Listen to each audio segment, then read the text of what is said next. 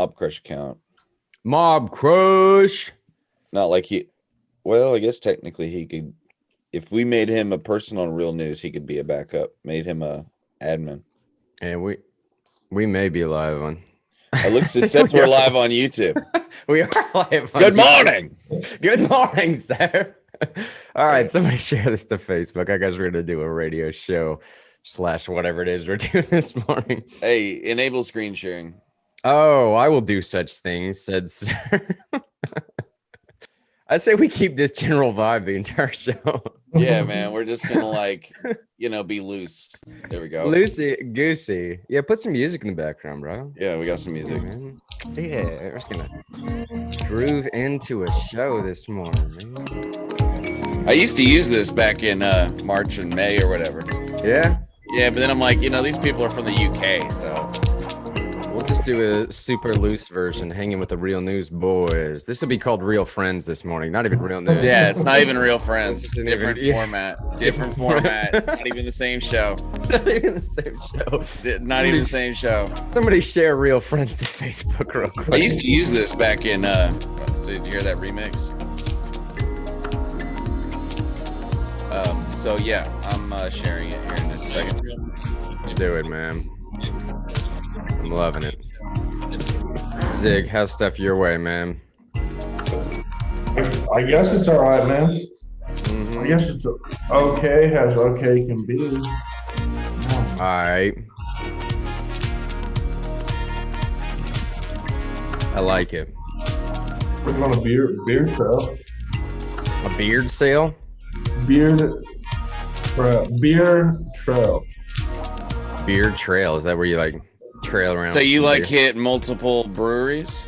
Yes, there's a Very 30, nice. There's a 30 level beer trail in Pennsylvania where I live in the Harrisburg area, and I'm gonna try to get all 30 once the selection's over. Hey, somebody turn their audio off. Is that Grant? No, it wasn't. It seems like something Grant would do. That's why I was laughing, because it seems like something I would do that would upset you, and that's the response you would give. Somebody turn their audio off. It wasn't me, actually. Everything's coming through my headphones. I blame myself. Hey, there's 2 people watching right now. Let's pretend like we got some people watching. I think it's you and me. Okay, fine. Oh, well, viewing audience, shine. I'm in there also. Oh, Ziggs, and now we got 4 people, dude. The game is on. It is afoot. Oh, man. But it is posted on the Real News Facebook page. So, I mean, they can and probably will watch it later. So we should probably get to the show. Oh, yeah, that's probably true. Yeah. This is available on demand. On demand. So everybody's going to watch this back. All right, let's do it, man. Then this is Real Friends, by the way. This isn't even Real News. This is just us hanging out. I still hear that audio in the background from somewhere. I blame Zig. That's me, man. All right. Hey, here's the show this morning of Real Friends. It's called The Choice for Our Future. You'll see the show notes there. They were not linked in the show today, but, maybe we'll figure it out at some point going on. Obviously, what we're going to be talking about, here's a Real News Fake News segment for you. Tell me whether the following headline is real or fake. With Mike muted, Trump corrects Biden's tweets. Oh, sorry. With Mike muted, Trump corrects Biden with tweets. Is that a real headline or a fake headline? With Mike muted, Trump corrects Biden with tweets. I'll get back to that later on. Here, let's start with the op-ed royale. And I'll just casually kick this around like a ball at a Nickelback concert. What is he talking about, this guy? This guy. Nickelback concert. Here's the op-ed royale, the final debate. And I love how this was set up this morning, saying the right thinks that Trump won, and the left thinks that Biden won. I have a whole bunch of clips lined up here. Let me just start with some of the commentary, because I'm going to go off the presumption that most people saw the debate last night. If you didn't, then we'll catch everyone up here later on. But we're going to go off the presumption that everyone saw the debate last night. This is what the right is saying. It's from the editorial board of the Wall Street Journal. Quote, Mr. Trump was both better prepared and more disciplined than in the first debate. And if he loses on November 3rd, he will wish he had done that the first time. He offered the best defense we've heard him make of the coronavirus effort, focusing on the vaccines and development, his mobilization of resources in the spring, and the need to balance protection of the vulnerable with reopening the country. Mr. Biden, in his most demagogic, when he addressed the virus, saying at one point that anyone responsible for that many deaths should not remain as president. We've criticized Mr. Trump's inconsistent and sometimes ridiculous rhetoric, but calling him responsible for American death is neither honest nor decent. Mr. Biden's plan on COVID is essentially Mr. Trump's with one more prudent rhetoric and a warning to wear a mask on potential future lockdowns. Mr. Trump says no, while Mr. Biden says maybe. I think that was basically the initial take that you got from most of this stuff here as far as it pertains to the coronavirus efforts. You'll see that going back and forth. Basically, the breakdown is Biden just said he was going to do everything the Trump administration has already tried and then blamed the 200,000 deaths on Trump, saying, hey, no person that allowed that many deaths should be allowed to lead this country. Zig, as I pull up this clip here to sort of give us some highlights of that breakdown, I don't know, man, what do you make of that? Did you watch the debates last night? No, I caught the tail end with the spot about fracking and not banning fracking, but making a safe transition to green energy, which is saying, yeah, I'm not going to ban fracking, but I'm going to ban fracking, and that's problematic, especially here in Pennsylvania, where Pennsylvania is the third highest net exporter of natural gas. Joe Biden and his ilk want to destroy Pennsylvania. And although he claims he's not raising taxes, if you destroy natural gas production, everything costs more. Okay, manufacturers need natural gas to make things. So that by definition, that price increase, while not a tax in the traditional sense, does to some degree tax ordinary Americans. I did see that response on Twitter quite a bit last night during the fracking part, saying something effective like, well, Biden just lost Pennsylvania. Right? Yeah. Trump made sure to point that out too. Let me show this clip here real quick.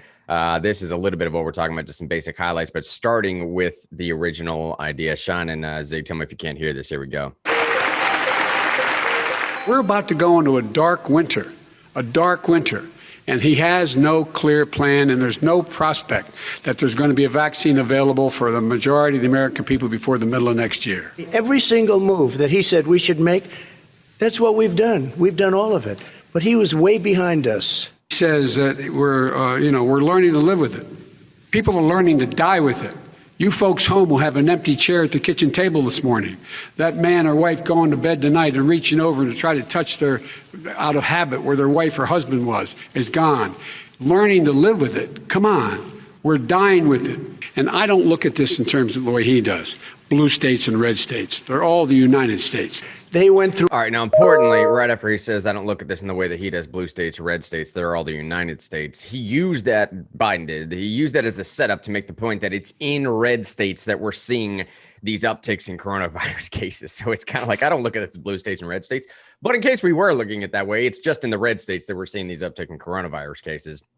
But that's basically the breakdown there, what you see, this response and exchange between Biden's plan, Trump's plan. And a lot of what people were saying last night is that the one thing that Biden had going for him during these debates is that his response was arguably going to be better than Trump's, regardless of what Trump's response was on the coronavirus stuff. But again, last night, it seems like the editorial board of Wall Street Journal agrees in the sense that Biden, all he really said is going to try and do is everything that the Trump administration has already done, just without the experience from doing it. Were you going to jump in there, Sean, by the way? No. No worries, man. I mean, like, I really don't know what to say about the debate, except for, like, there was a lot of plagiarism like that, where he said that Trump isn't doing anything, and then everything he described that he was going to do is exactly what the Trump administration. I don't want to give Trump all the credit. I mean, there's a lot of great people working on the coronavirus task force.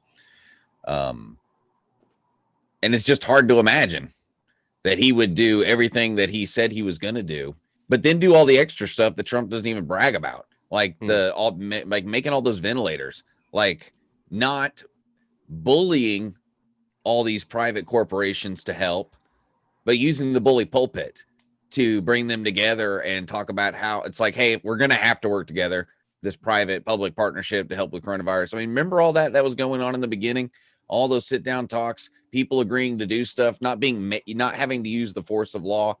I don't think that Joe Biden would have had that kind of touch in that situation. I really feel like he would have had to use the force of law.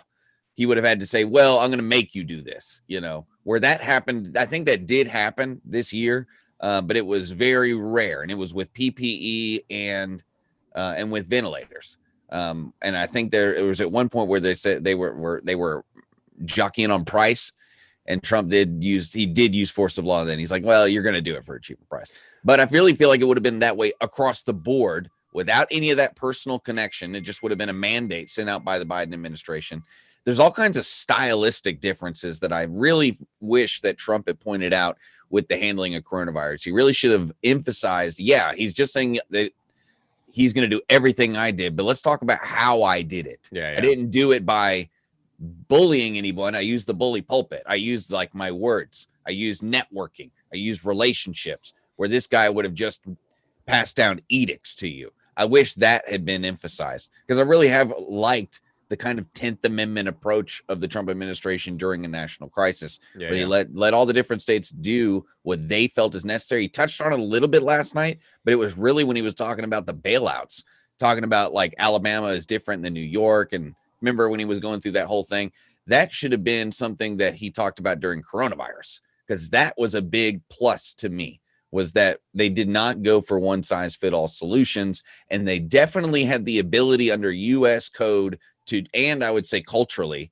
all these people were calling for national solutions also. So I wish he'd emphasized that, because that was a big plus for me. Hey, Kelly and Jonathan are on YouTube with us. What's up, y'all? How you doing, Jonathan? Yes, the Facebook this morning. I don't know, something with Zoom was going wrong. Let's pick up from where we left off here, man. Let's continue playing some of these highlights on this one reel, and then we'll get to some of the extra, more specific clips. Here we go. Pick up where we left off. Through everything I had, including my tax returns, and they found absolutely no collusion and nothing wrong. 48 million. I guarantee you, if I spent 1 million on you, Joe, I could find plenty wrong, because the kind of things that you've done and the kind of monies that your family has taken. I mean, your brother made money in Iraq, millions of dollars. Your other brother made a fortune, and it's all through you, Joe. And they say you get some of it, and you do live very well. You have houses all over the place. You live very well. I have. All right, now there was one point last night during the debate where Joe Biden opened up this door. He opened up this door to start talking about Rudy Giuliani and apparently his allegedly being misled by Russia. And at that point, I remember Tim Pool tweeting out and saying something to the effect of, he just opened the door.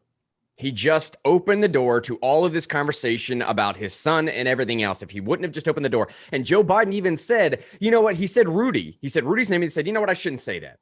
And then he said, you know what? No, I am going to say that. And then he brought this up. And by opening the door, it allowed Trump to dive into everything from what you just heard Trump dive into there. What a rebel. He said Rudy's name. What a rebel. Holy cow. He's so strong. There was a lot of time last night that Trump spent sort of touching on these subjects without actually calling them for what they were, of saying like, we're getting this from Hunter Biden's laptop, and he didn't say that's where they were getting it from. It's sort of this implied notion across the board that everybody knew what was going on. Everybody knew where the conversation was coming from. We'll continue where we left off here.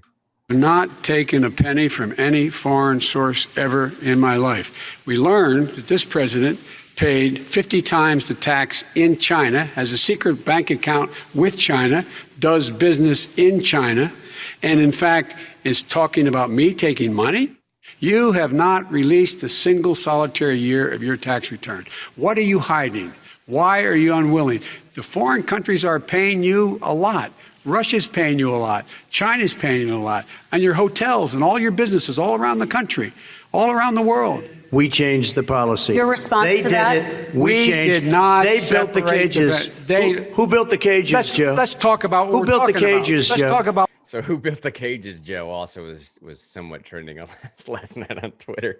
Just a big quote, who built the cages, Joe? What we're talking about. What happened?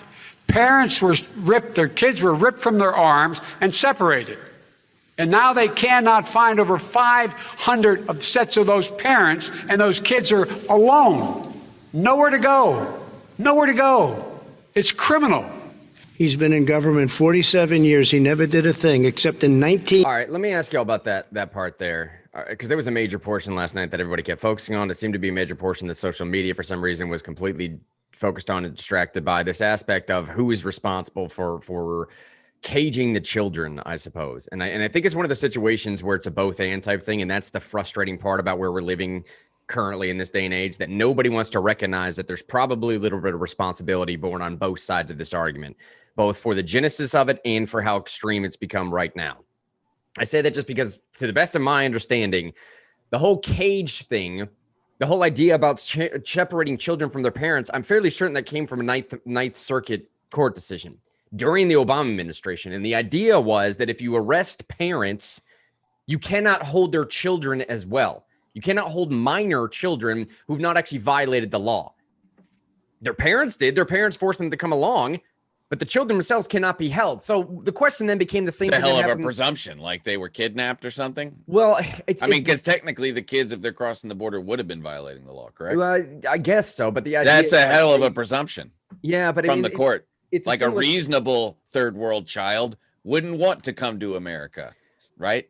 Well, yeah, but there's also an idea too that the threshold is much lower for children as far as being able to consent to something or not consent to something, as far as violating crime or not violating crime, right? I mean, that's even an American law. But the idea is basically that a child cannot be held within this confinement. Because you can't hold a child in this confinement, you can still hold the parents for violating the law. So then what ends up happening? The similar situation ends up happening like every other time an American or non-American adult or parent in America violates a law. You arrest the parent, then you end up unfortunately separating from the child, right? So the idea then becomes that, okay, yes, so maybe it was correct that Trump is saying who built the cages, meaning it was arguably a court decision under the Obama administration that set up that standard and that practice from happening. And yes, you can see in the show notes here, we'll link them later on, there are multiple occasions that we can link to and cite to of where, yes, it actually is true that the Obama administration did separate children from their parents multiple times. Well, and most of those pictures in the original articles about Trump doing it were pictures from 2014 when President Obama was doing it. I mean, that was actually like a scandal. I mean, I think the pictures used in the Washington Post story were actually pictures from 2014 when that came out in 2017. It was a huge scandal. I mean, I remember it in 2014. Like, I remember that being a big Obama scandal. They called him the deporter in chief, by the way. Yeah, I go ahead, Zig. The issue here is that the same thing that happens in American domestic politics is the same thing that happens with immigration. Children being used as political pawns. That's what happens at the border. That's what happens in domestic policy. And that's problematic. We shouldn't be able to give people who are trying to come here illegally and you more or less use federal funds to get their health care through the Medi-Cal program, which Medi-Cal in and of itself is a state-run program, but I'm certain many of those facilities receive federal funding. So the issue is using children as political pawns. And the over sentimentality of the American people has left a major way for foreign nations to exploit us. Okay, yeah, it's good to be kind to kids and to immigrants. On the other hand, you have to understand there are malicious people in the world. There are malicious actors out there.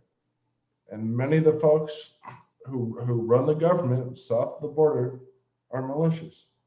Well, yeah, and also too, they talked about this. There's 500 kids right now who they haven't been able to reconnect them with the parents. I mean, isn't there a little bit of obligation on the parents?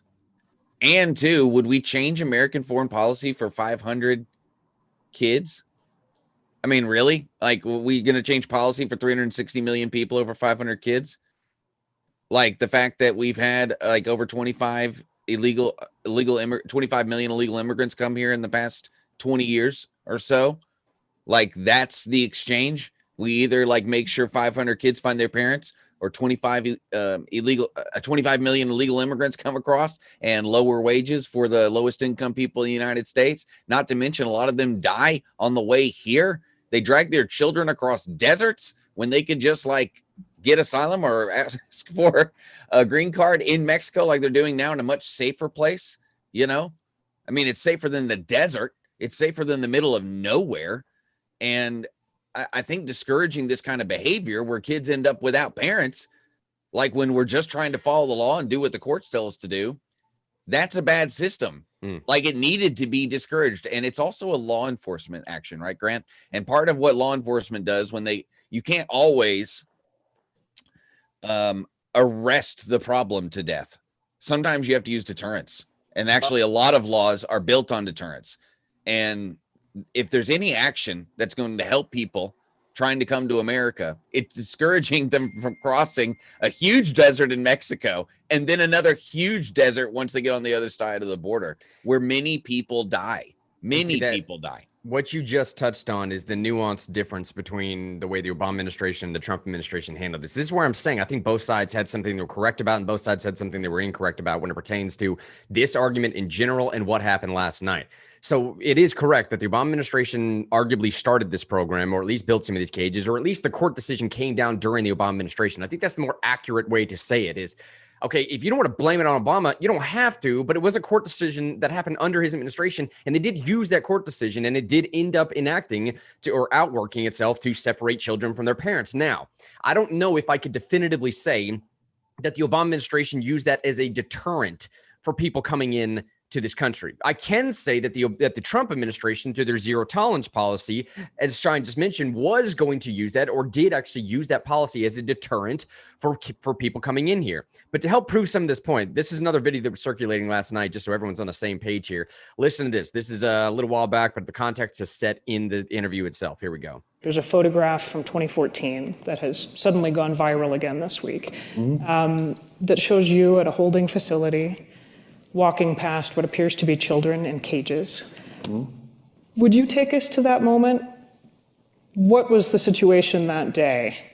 And when you look at this photo that is now circulating now and being used as part of the Trump administration's argument that they inherited a bad situation that you guys set up. Very clearly, chain link, barriers, partitions, fences, cages, whatever you want to call them, were not invented on January 20th. Now, obviously, you can see in the bottom right-hand corner here, I don't need to say this, but in case you missed it, who we're hearing from and who was in that picture, in 2014, he was the former secretary of U.S. Department of Homeland Security, the dude in charge of the cages, as they say. Here's his response. He has come out several times in defense of the Trump administration. Yeah, sure. On matters of Homeland Security. Yeah. 2017, okay? The photograph you're referring to was a facility in Arizona. I recognize the photograph because Governor Brewer was with me, and it was during the spike, and we had a lot of unaccompanied kids, we had a lot of family units, and under the law, once they're apprehended by the Border Patrol, within 72 hours, we have to transfer unaccompanied children to HHS. And HHS then puts them in a shelter and they find placement for them somewhere in the United States. But during that 72-hour period, when you have something that is a multiple, like 4 times of what you're accustomed to in the existing infrastructure, you've got to find places quickly to put kids. You can't just dump 7-year-old kids on the streets of McAllen or El Paso. And so these facilities were erected, and that one was, I think, a large warehouse, and they put those chain link partitions up so you could segregate young women from young men, from kids from adults, until they were either released or transferred to HHS. See, and I thought that was a great clip to play, if for nothing else, just to prove the point of, all right, so this is the nuanced response that I was desperately looking for last night, at least in some of the tweets that were coming back or in the conversation they were having. But the question becomes, so what are we supposed to do with hundreds and hundreds of unaccompanied children who we don't have parents to put into? You can't, what's your solution then? Do you want me to just put them back on the streets of El Paso? Just walk around, figure it out, kid? You want me to send it back where they came from? I mean, what's this situation how are we supposed to solve this? And this is Obama's guy responding to what was happening in 2014, saying what you're looking at was the best solution we have to a very terrible human crisis situation. All right.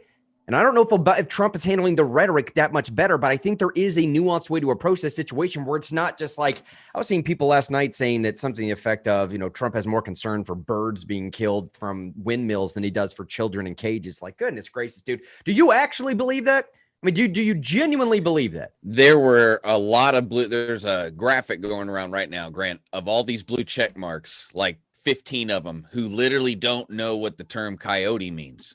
There were all these blue check marks that were just like, Trump just said coyotes are bringing children across the border.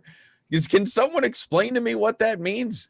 A lot of these people who were talking last night are really uneducated about the issues, at least on immigration. Like, that's just not their issues. I mean, if Joe Biden and let's say 40-50% of his like active base, right? If they could pick the topics every time, immigration would not even be one. Because for them, it's settled, right? Mm-hmm. But like they would talk about race and climate change. I can't think of much. Taxing the rich, Medicare for all. That would be like the topics every time. But they don't want to talk about this topic because like it's only bring everybody in. And if there's any restrictions on people coming in, then that's harm. Mm-hmm. So getting in, they have no interest, nor do they have any incentive to get into the nuance of it. They'd have no incentive. Like, why learn about coyotes? Because if we just had open borders, there'd be no coyotes, right?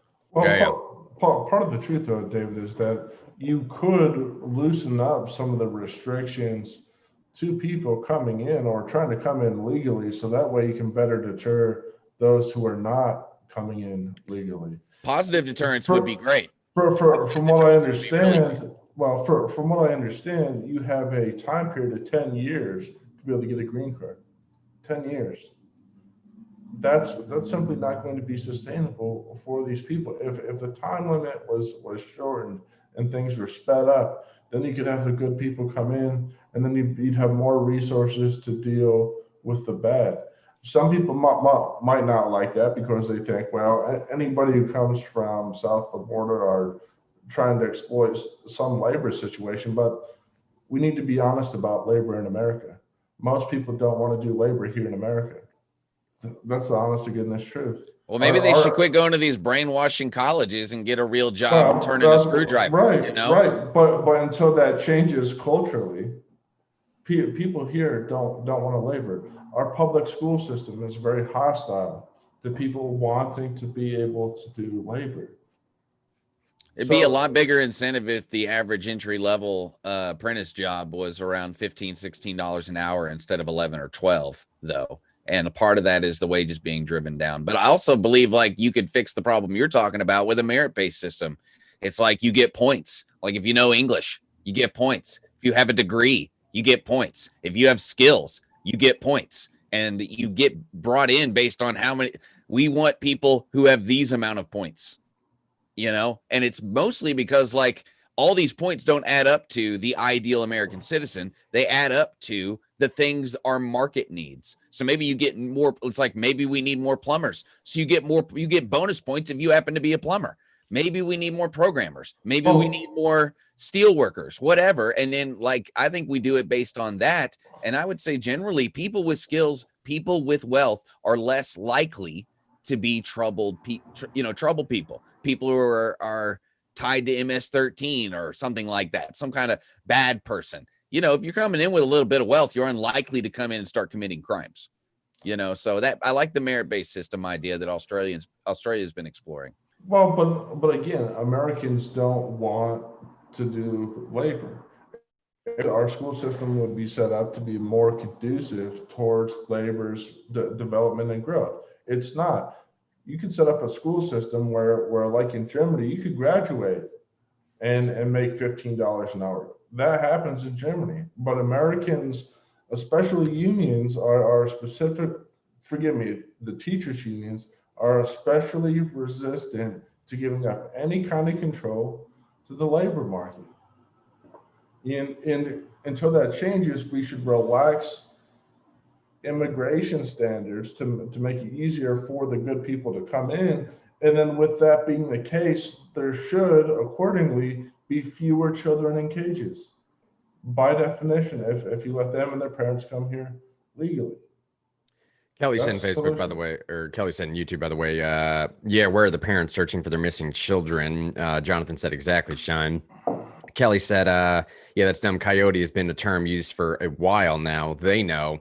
Jonathan just said, and I mean, I am an extra class amateur radio operator. He said, during my time in high school, I learned how to read a micrometer, set a dial of calipers, and use scales, important life skills I taught myself to program. That's pretty interesting right there. Let me hit this portion of the debate last night that I thought Trump did a pretty good job in, and Biden is, well, we'll play the clip first and then I'll tell you. He's been in government 47 years. He never did a thing except in 1994 when he did such harm to the black community. And they were called, and he called them, super predators. Nobody has done more for the black community than Donald Trump. And if you look, with the exception of Abraham Lincoln, possible exception, but the exception of Abraham Lincoln, nobody has done what I've done. Abraham Lincoln here is one of the most racist presidents we've had in modern history. He pours fuel on every single racist fire. Very curious. So that exchange last night got a lot of play on Twitter as well. Because the whole "I'm not racist," no, you're a racist, no, Yeah. that was fun, and Yeah. then ending with "I'm the least racist person in this room." Okay, comparing himself to Abraham Lincoln, and then Joe Biden coming back and saying Abraham Lincoln's the most racist. Like the whole 10-minute exchange was just like, what are we living in right now, right? But aside from that, one tweet that I saw out here that I think really hit this entire thing in the head that I thought was just so perfect. I'm having trouble finding it out, but it said something in the effect of, here it is. Fun fact, as a concept, black people also exist outside of prisons. Said, fun fact, as a concept, black people also exist outside of prisons. You can see it right there, right? I would say the biggest disappointment I had when he went on that rant, he gave a lot of specifics, but he just mentioned opportunity zones. He mentioned Tim Scott's name. He did not mention the dollar amount that was going to be invested into black communities. And I really thought that was a mistake. Like it's like, if you're it's a nitpicky thing, but I agree with whoever said that, because they were focusing too much. He said prison reform Trump said prison reform like 3 times. He did actually get it's because he emphasized so hard on Biden passing the 94 crime bill, which I thought was a good idea.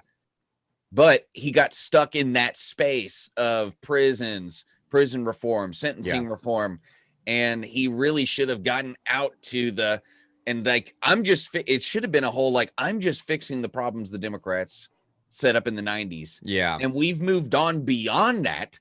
Like, we not only just fixed that problem, we're investing over $500 billion into black communities, not people of, and he should have been like black communities, not people of color communities, black communities. Because it's more specific than that. It's more specific than people of color. Well, interestingly, and weirdly enough, that seems to be an issue in the black political community. I'm hearing it from multiple people now.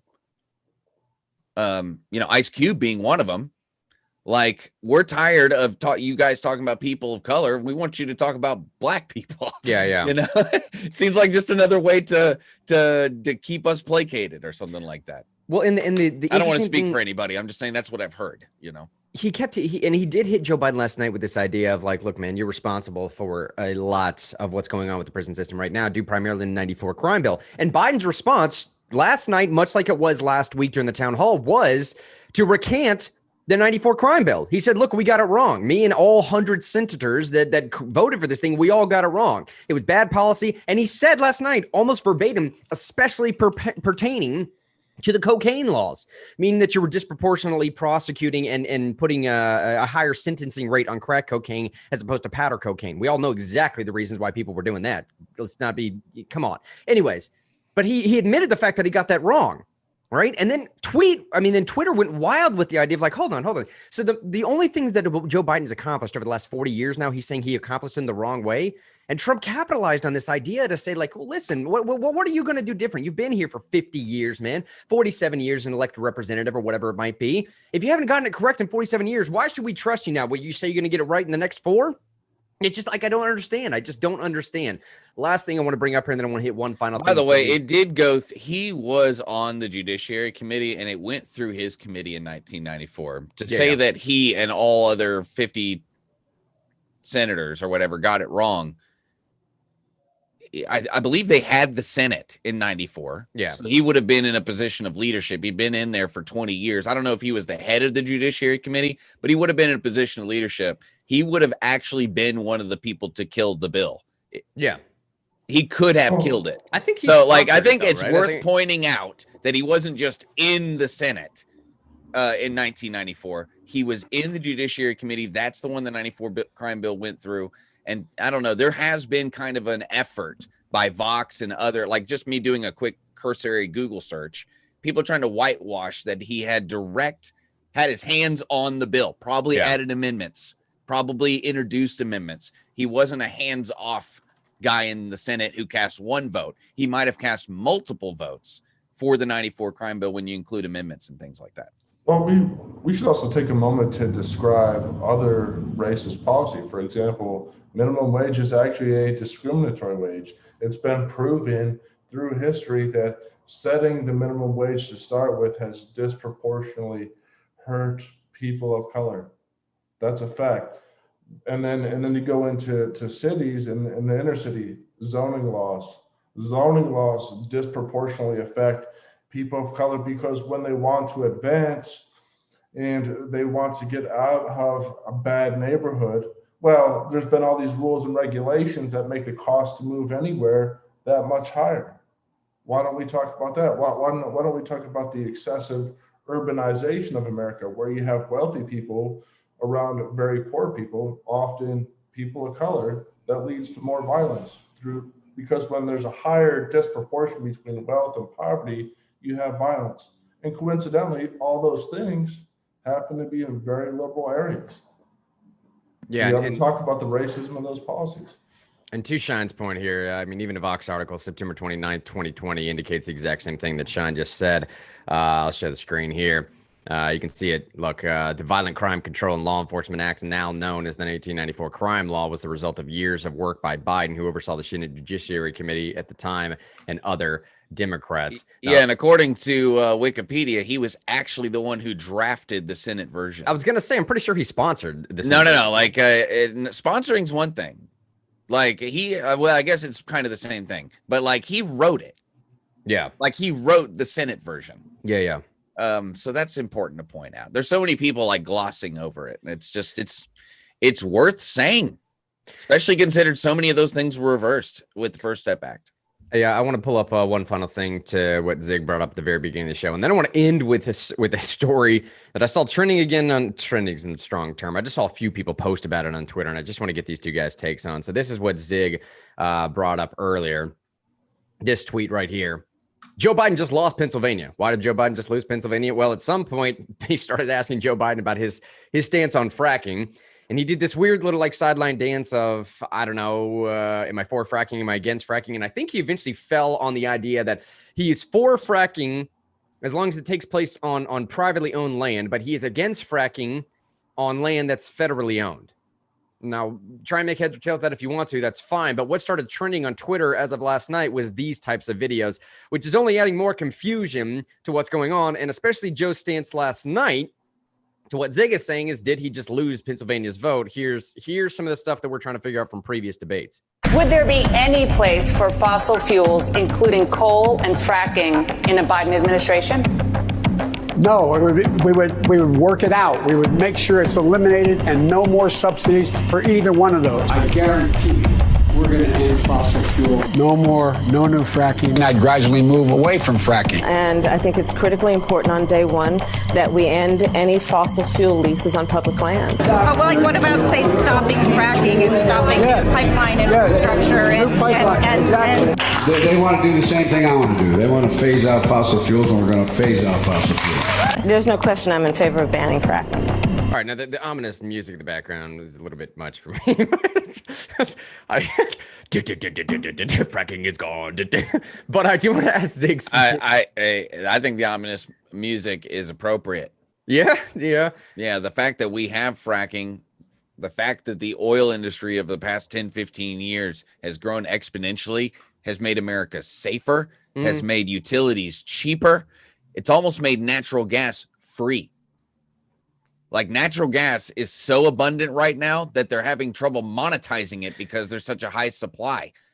Well, don't you think, though, Sean, because of everything that you just said, what is likely going on is that Joe Biden is just trying to pander to some, I don't know, ego woke, woke sort of base that wants fracking to be done. But once he gets up there, he's going to continue to allow it to happen just like any other president would as well. No, because Barack Obama got rid of drilling and not fracking specifically, but drilling for oil on public lands. And I don't know if anybody knows the geography of the Western United States. It's like 90% public land.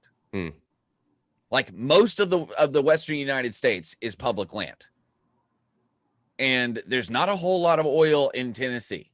I'm not saying there's zero oil in Tennessee, but there's not a whole lot. We actually have a whole bunch of natural gas here. We just don't get it out of the ground for some reason. But it's not a small deal to say no drilling, no fracking on public land. Most of the land in the United States that's undeveloped is public. Hello, McFly, and he says that to try to make it seem less scary. It's only public land, whatever. That's where most of the oil is. If it was on private land, it would already be out of the ground. You know what I'm saying?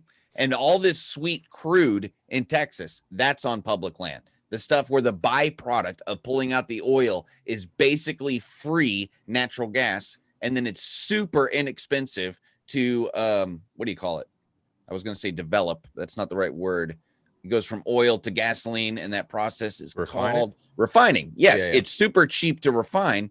It's cheaper than any other oil that comes out of the ground anywhere in the world. It's the most pure oil in the world, and we have it here, and it's on public land. And it's the reason you haven't thought about filling up your gas tank at all in the past 2 or 3 years. You don't even think about it anymore. Most cars, it takes less than $20.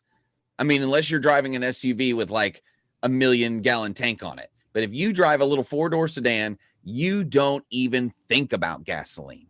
And it's because of sweet crude and almost free natural gas. Let me ask Zig while I'm showing some of these tweets and responses here. Zig, so what's your take on this, man? Being that you live in Pennsylvania, I don't know if you can see my screen right now or not, but I mean, obviously everyone's saying last night that Joe Biden just lost Pennsylvania.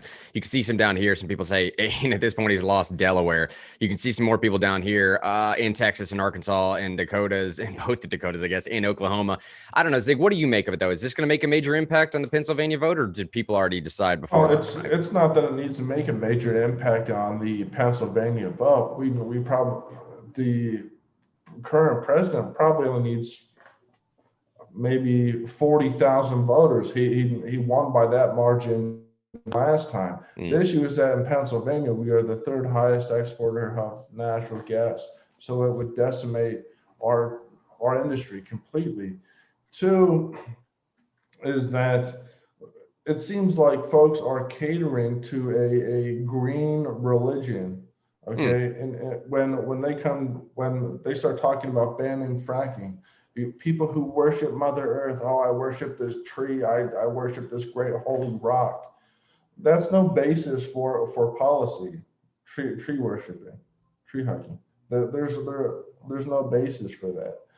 And furthermore, eliminating those things and making them less abundant doesn't mean that there's no demand. So let's say you eliminate that stuff on public land, and then the cost of manufacturing goes up. You still have to ship stuff to those places. You still have to get stuff there. So you might end fracking, but you're not going to end the byproducts, right? If you move fracking from one state, but people still have the demand for the stuff that's made by fracking, then stuff still goes to that state, right? You're still going to have people shipping manufacturing equipment to those states, burning more fossil fuel. I think banning these things might lead to the burning of more fossil fuel, right? Let me end this show here, by the way. There's a reason why the show today, if we'll put the show notes up later, it's called The Choice for Our Future. The Choice for Our Future is one that has several components to it as far as I'm concerned. One component, obviously, is the public policy, and maybe that's supposed to be the only component that matters. A choice for a future being between two presidential candidates or 3 or 4, depending on if you're actually going to vote third party or who knows. But again, the idea is a choice for a future between what?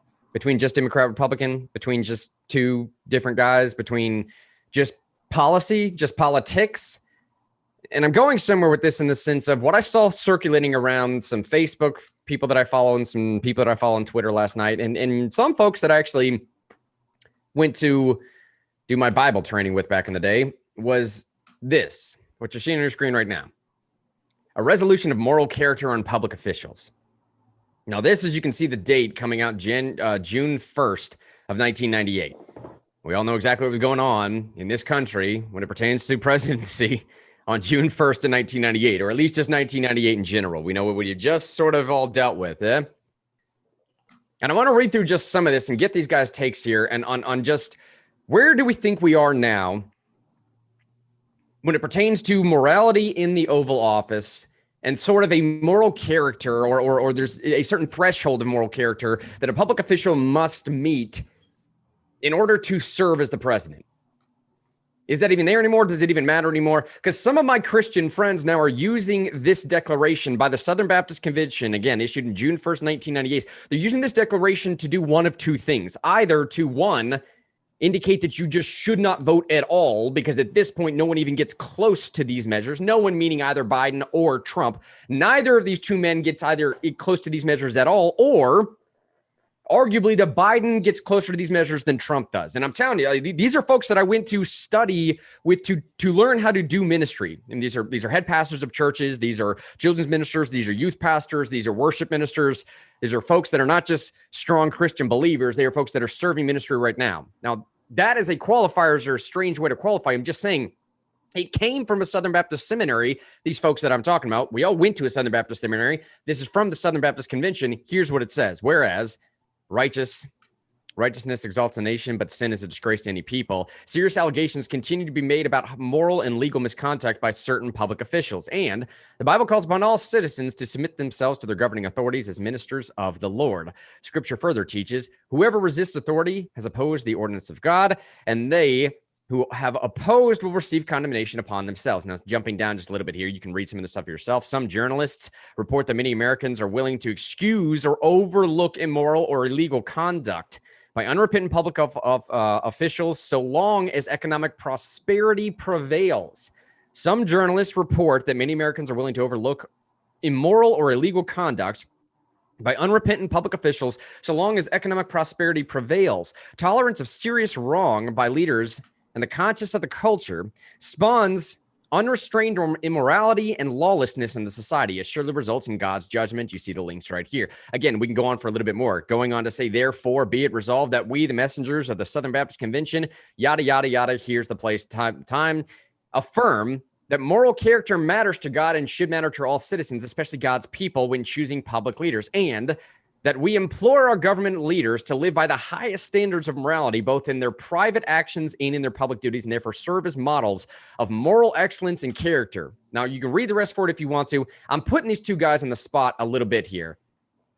And I didn't tell them I was going to bring this up at the end of the show, but I want to know, just take this and run in any direction you want to with it. Do you think the Christians are justified in pulling this all the way back, comparing to Clinton?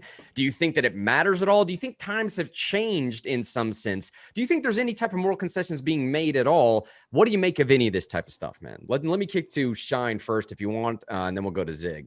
So, first of all, I think the context of those verses in Romans are often exaggerated. I mean, and at less applicable to a country like the United States.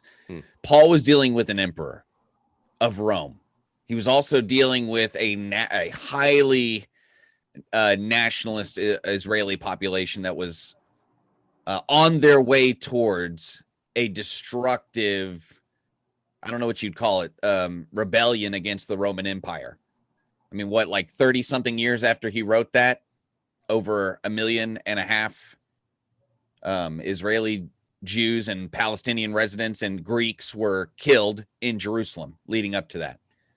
So it was some practical advice, letting them know that if you stay on this track, the wisdom of the Lord and, the things that I am able to abstract from this great from the, because Paul was a studier of the Old Testament hardcore, right? He could see the patterns and where it was going to lead, and he was warning people, just like Jesus said, like not one stone will be left on another in 70 years. I mean, the New Testament is replete with these warnings of, if you stay on this hardcore, rebellious, hyper nationalist theocracy type thing that you're on, a lot of you are going to die. Okay, there were some practical realities going on in there, and people should remember that context. Also, here in the United States, our actual government system doesn't call for us to submit to a person, a president. It calls for us to submit to the Constitution, to the written word, the law, but most importantly, the Constitution. And that is the thing that we should revere. I think if you're going to say that if there's a thing in Romans that God set up, it's not a person in our system of government. I think that's more applicable to the kings of the Middle Ages, the emperors of antiquity, like the Roman emperors and things like that. And I would say that even works in the Jewish context as well. Like someone like Paul, who grew up literally, like he probably knew the whole book of Isaiah offhand. That's the kind of he probably knew the book of Leviticus offhand. Okay. And even the kings and it's replete throughout the Old Testament. The law is above the king all day. The law is above the priests. So I really feel like from the biblical sense, we are a lot closer to the kind of kingdom of God on earth than the Jews in the Old Testament got, because most of their kings, except for maybe 3 or 4 I can think of off the top of my head, viewed the law, what they called the law, the way we view the Constitution. It's like their culture only realized that a few times. Okay. So that's just putting the Romans verses in context. And I really feel like that's an important context. And I feel like the context that those, I don't want to disparage these men, but it's a very shallow context, and it lacks context from the Old Testament and an understanding of Jewish culture and the practical realities of history at the time. It's so Middle Ages Europe to say, obey the king. Okay. And it's left over from that. So that's right there. And I'd say in America, it's antithetical to put a person in that place. What we do is we put the written word, the things that can't be screwed up. You know what I mean? Like we come up with good ideas and it can't be flawed by human actions, because it's this great idea of the collective human spirit in the Constitution. Also, just with the Christian ethos, I think it's kind of normal for them to call for a philosopher king. They want the millennial Jesus king, right? I mean, that's the ideal king, right? Is the millennial, especially in Southern Baptist culture and theology. They want either the post-millennial or premillennial Jesus reign king. That's what they want. And I think it's pretty normal to, considering their post-world theology, like end of time theology, that this would be the kind of thing that they're calling for. But in America, we call for merit. That's just the case. We don't call for philosopher kings, because those kinds of people are supposed to be outside of government, leading culture, cultural movements and things like that. We don't have that inside of government. By law, we don't have that inside of government. That's supposed to be a non-function of government. And I don't know, that's a lot of stuff there. I don't like it personally. So I'll end with saying that I don't like it.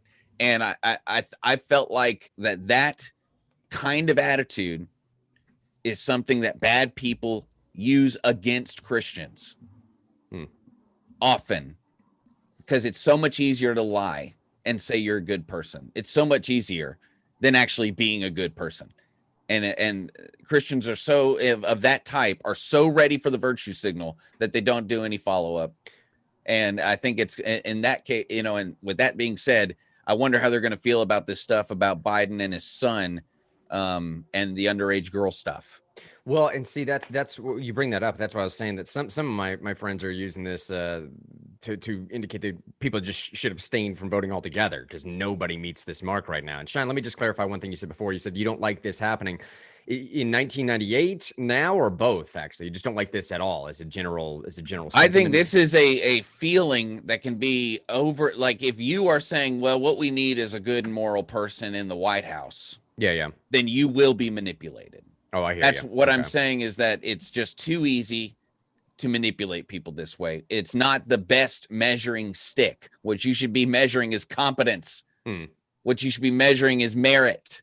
Yeah. Because if people can replace actual, like, this person did this and produced this result with, he seems like a nice guy, you're screwed.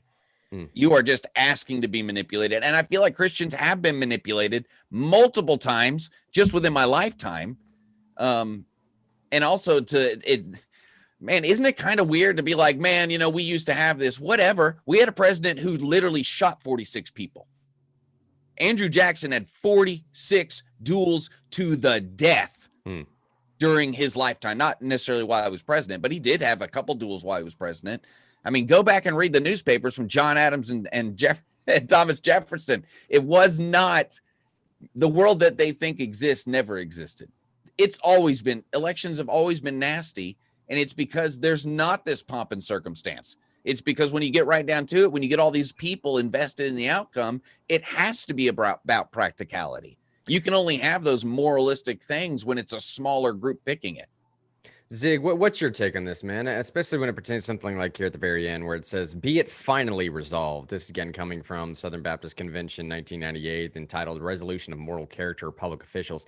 This is obviously in response to Clinton at the time, saying, be it finally resolved that we urge all Americans to embrace and act on the conviction that character does count in public office, and to those elected officials and candidates who, although imperfect, demonstrate consistent honesty, moral purity, and the highest character possible.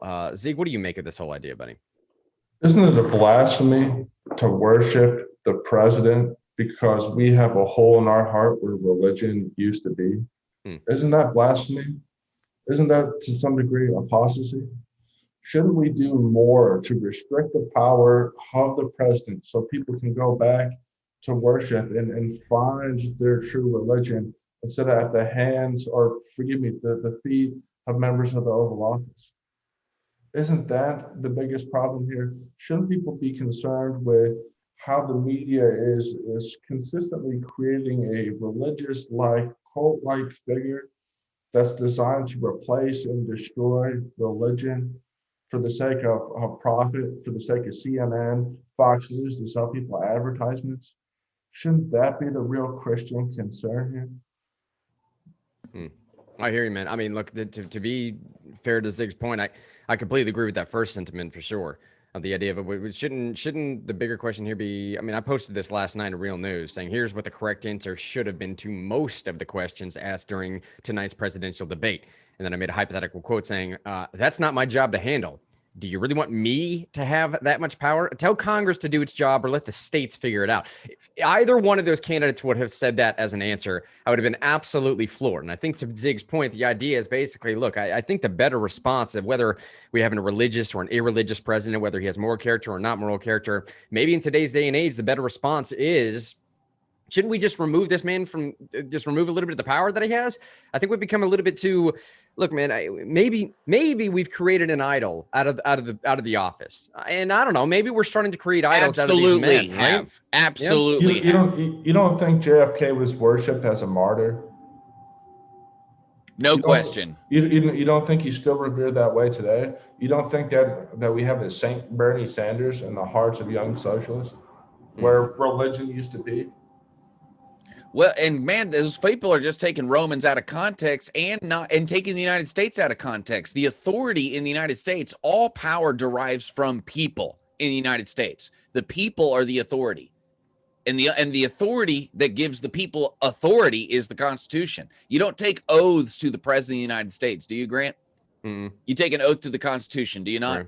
The authority is not the president in the United States. So that's why I say, like, it's a super shallow reading of Romans. And I know that those are people you respect, and I'm not trying to, like, disparage them personally, but I will disparage their understanding of those verses and most importantly, their understanding of the United States.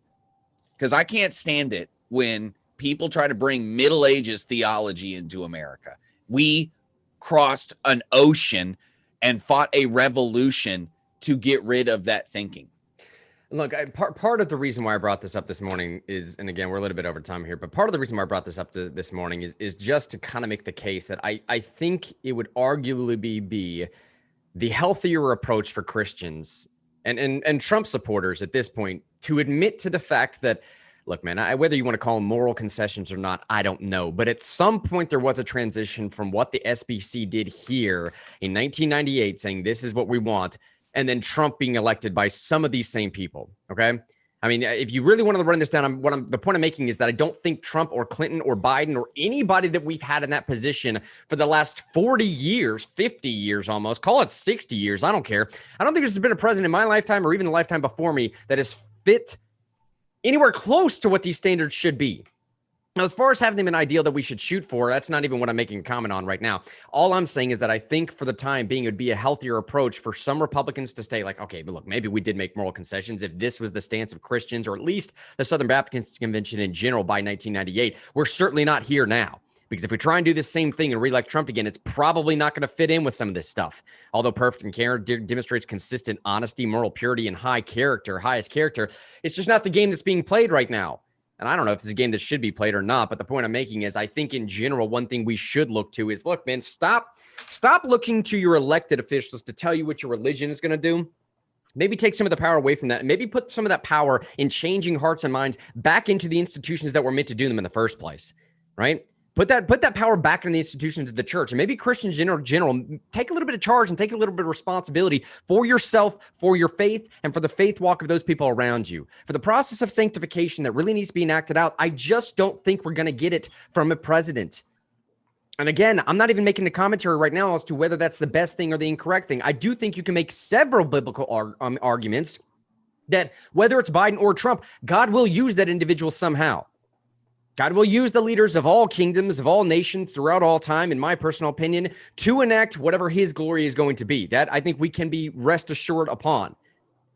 But the idea that we need to idolize this individual somehow, I don't know, man. I think we've tainted that and we've perverted it a little bit now to where we think that, I don't know, man, as long as Trump says something, maybe it'll squeak in side by some version of morality, or we can therefore sort of overlook Trump's moral character or something. Trump has several moral failings. He absolutely does. Well, so does Biden. So does every other person that's ever held that position in office. Go ahead. If we're talking about Christianity, if you are a Christian, what you ought to view as the biggest threat to Christianity is socialism and communism.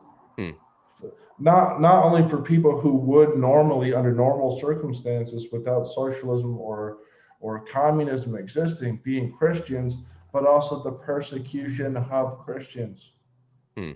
How people have faith. In communist China, how is religion working out over there? Right. Is it working? What about in Russia? Did Stalin say, you know what, I love Orthodox Christians? Did he say that? No.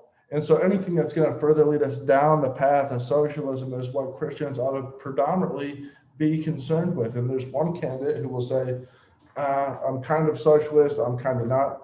There's another who renounces those things, at least to some degree, not as much as I certainly would like.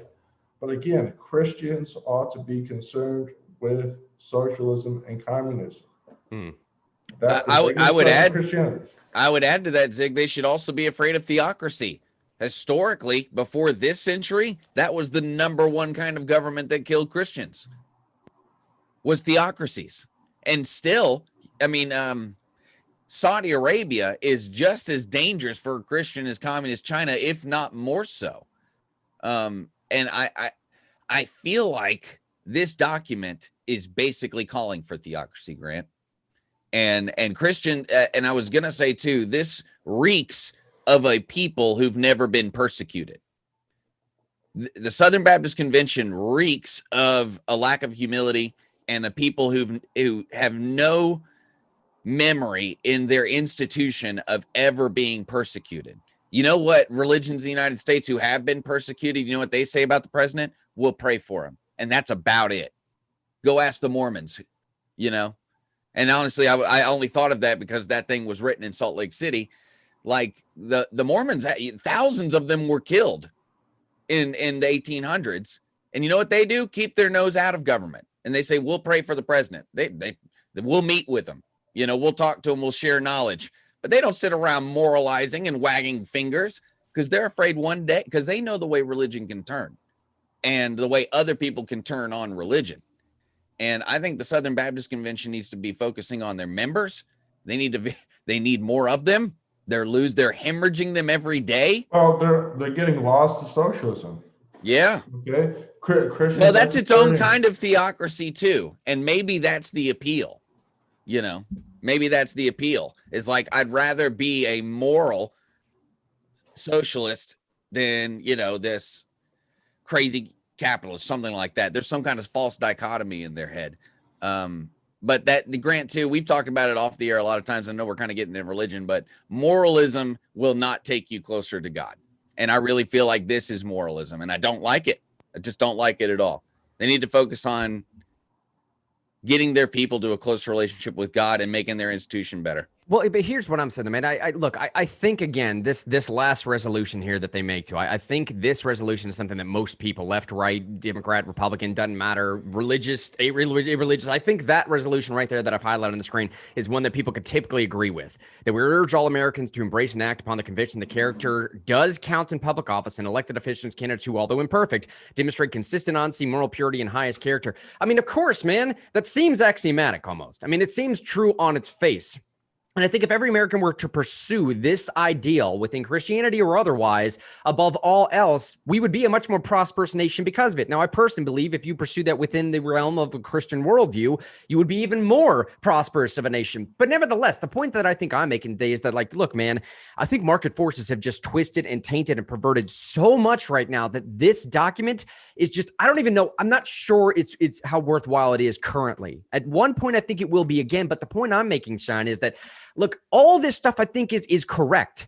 It just may not be correct for this particular time. We are so far gone from this, man. We can't even have conversations with each other looking into any of this stuff, let alone what we're going to be worried about electing a public official for. And maybe we need to take a top-down approach. I get that. But at the same time, man, like, there are systemic structural changes that need to happen within our institutions and within people's hearts and minds, right? Like Zig is saying, man, the church needs to get out and approach people where they're at, because we are losing members. The Christianity is losing members. Religion is losing members. Love, hope, honesty, compassion is losing members to an ideology that's promised they need more through communism or socialism. You get what I'm saying? So when that is the battle that's being played out right now, I just don't necessarily know how important it is. Why we need to focus on the fine moral character and fiber of our leaders. Yes, man, at some point we do, clearly. But if our leaders are coming from us, I don't know exactly what we can expect to happen, except possibly the worst of us rising up there. And that's what's being elected on. So I guess what I'm saying is a little bit of a frustrating both and. We need to desperately get back to some notion similar to this, but there's so much more we have to solve before that,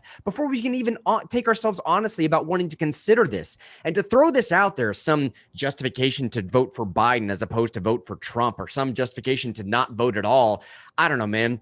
It seems a little bit asinine, because putting this where we are right now, nobody's meeting this mark. I mean, clearly nobody's meeting this mark. We should shoot for it. But at the same time, the fact that everyone, the two people that we can vote on right now are so far away from whatever this mark might be, says to me, we have major problems that do not start at the presidency. And I think the fact that we've idolized that office for such a long time has created the cult of personality stuff that's going on right now. The reason why we run across people, Sean, that say like, oh, I'm voting for Trump, but I don't know what a Republican is. That problem, in my opinion, is indicative of some of this stuff right here. But I don't know. Y'all finish it out if you want to and respond to that anyway. Well, we should stop looking at the president as being a member of the quote unquote highest office. No, it's not. No, it's not. And it says in the Federalist quite clearly that the most prestigious office is, in fact, in Congress. Furthermore, the presidency is a temp job. That's not something to honor. In fact, perhaps we shouldn't view anybody as quote unquote the highest. That almost deifies them, treats them as a religious being. Why can't we all just come at things from the middle class and just respect people where they are, instead of having to worship and say, hey, this man is higher than me. I worship the president. This is my president. I'm the United States. No, you're not. You're an ordinary citizen. You should treat the president like an ordinary citizen, and that should be the measure. Is this person an ordinary citizen or not? I hear you. Sean, you want to say anything on the way out there? Yeah, the only thing I want to say again, because the most annoying part of that for me was the Roman stuff, is we do not set a person as the highest authority in the United States. It's the people. All sovereignty derives from people voting on people. And if people aren't voting for that person anymore, they have no standing anymore. So really, our kind of system, I really feel like, is the abstraction of the best of ability of humans at the moment to abstract the law from the Old Testament and apply it in a government sense without having theocracy, without having monarchy. And I just don't like the Middle Ages reading of Romans.